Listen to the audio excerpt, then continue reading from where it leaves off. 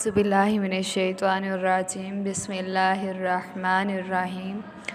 प्यारे बच्चों, अस्सलामु अलैकुम वरहमतुल्लाहि वबरकातुहू। कैसे हैं आप सब? मैं उम्मीद करती हूँ आप सब खैरियत से होंगे। मैं आज आपके साथ एसएम के प्लेटफॉर्म से मिस फरीहा मंजूर जो आज आपको उर्दू का लेक्चर डिलीवर करूँगी। आज का हमारा जो लेसन है वो है उर्दू का चैप्टर नंबर 7 जिसका नाम है योम दफ़ा। जैसा कि आप जानते हैं कि इससे पहले वाले लेक्चर में हमने टेक्स्ट बुक से एक्सरसाइज को सॉल्व किया था। जब लास्ट टाइम हमने टेक्स्ट बुक से एक्सरसाइज को सॉल्व किया था तो उसमें हमने टेक्स्ट बुक से क्वेश्चन नंबर 1 से लेके क्वेश्चन नंबर 3 तक एक्सरसाइज को सॉल्व किया था। तो चलिए देखते हैं कि आज के लेक्चर में हमने किस चीज़ को डिस्कस करना है। जी, आज के लेक्चर में हमने टेक्स्ट बुक से एक्सरसाइज में से क्वेश्चन नंबर 4 to 6 को सॉल्व करना है। तो चलिए अपने लेक्चर को आगे बढ़ाते हुए हम देखते हैं कि हमारे पास जो क्वेश्चन नंबर 4 है वो कौन सा है। जी, हमारे पास जो क्वेश्चन नंबर 4 है वो है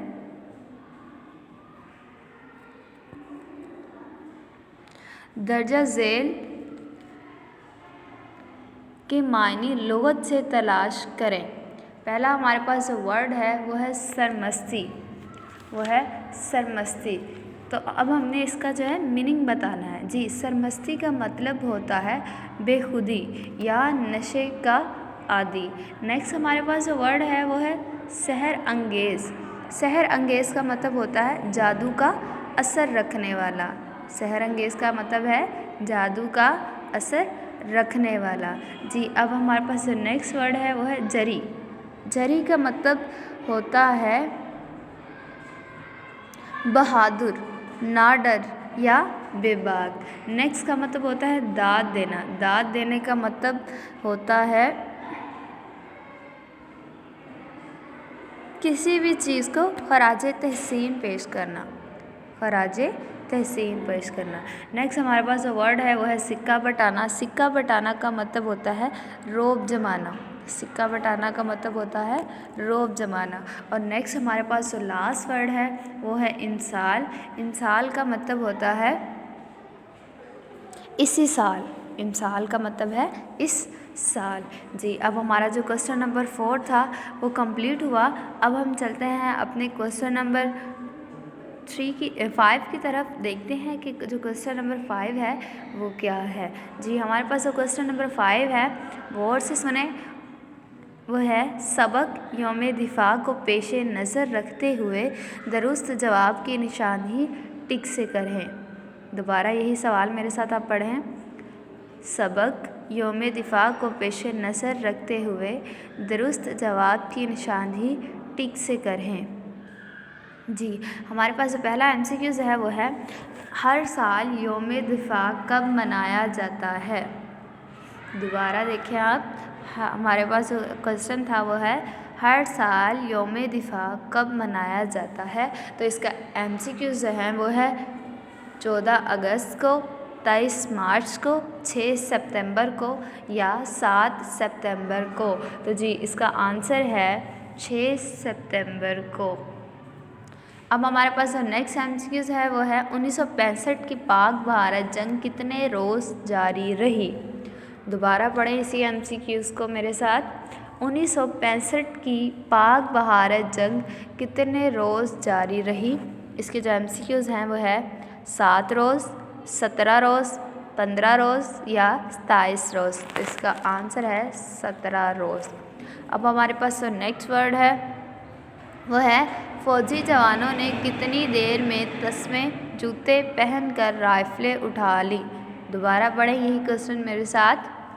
फ़ौजी जवानों ने कितनी देर में तस्मे वाले जूते पहनकर राइफ़लें उठा ली। इसके जो MCQs हैं वो देखें। 3 मिनट, 13 मिनट, 3 सेकंड या 13 सेकंड। तो इसका आंसर है 3 सेकंड। भारत ने पाकिस्तान पर कब हमला किया? अब आप नेक्स्ट देखें, अगेन पढ़ें भी मेरे साथ। भारत ने पाकिस्तान पर कब हमला किया? 1957 को, 1965 को, 1991 को, 1970 को। तो जी इसका आंसर है 1965 को। अब हमारा जो क्वेश्चन नंबर 5 था वो भी कंप्लीट हुआ। अब हम चलते हैं क्वेश्चन नंबर 6 की तरफ और देखते हैं कि क्वेश्चन नंबर 6 क्या है। जी हमारे पास क्वेश्चन नंबर 6 है, दर्जा झेल अल्फाज के मुतज़ाद लिखें। दोबारा पढ़ें इसी क्वेश्चन को मेरे साथ, दर्जा झेल अल्फाज के मुतज़ाद लिखें। हमारे पास बेसिकली इस क्वेश्चन को सॉल्व करने के लिए हमें सबसे पहले इस चीज़ का इल्म होना चाहिए कि मुतज़ाद कहते किसे हैं। किसी भी लफ्ज़ के उलट लिख देना या उलट बोल देना मुतज़ाद कहलाता है। तो चलिए अब देखते हैं हम इस क्वेश्चन को। हमारे पास जो पहला वर्ड है वो है मुत्हिद, वो है मुत्हिद। मुत्हिद का मतलब होता है इकट्ठा, मुत्हिद का मतलब है इकट्ठा। और इसका जो मुतज़ाद है वो है मुंतशिर। मुंतशिर का मतलब होता है बिखरा हुआ। नेक्स्ट हमारे पास जो वर्ड है वो है आगाज़। आगाज़ का मुतज़ाद है इख्तिताम, क्योंकि आगाज़ का मतलब है इब्तदा और इख्तिताम का मतलब है ख़त्म हुआ। अब नेक्स्ट हमारे पास वर्ड है वो है पीछे। पीछे का मुतज़ाद है आगे। नेक्स्ट हमारे पास वर्ड है वो है बाकायदा। बाकायदा का मुतज़ाद है बेकायदा।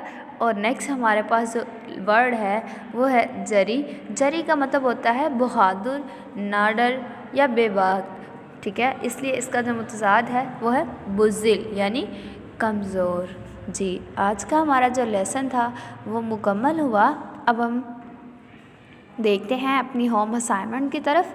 जी आपकी होम असाइनमेंट है कि आपने इस चैप्टर में से कुछ और जो है आपने वर्ड्स लेने हैं जिनके आपने ख़ुद से मुतज़ाद लिखने की कोशिश करनी है। और मुझे उम्मीद है कि आपको ये लेक्चर अच्छे से समझ आया होगा। अल्लाह ताला आपका और मेरा हामी और नासिर रहे। अल्लाह हाफ़िज़।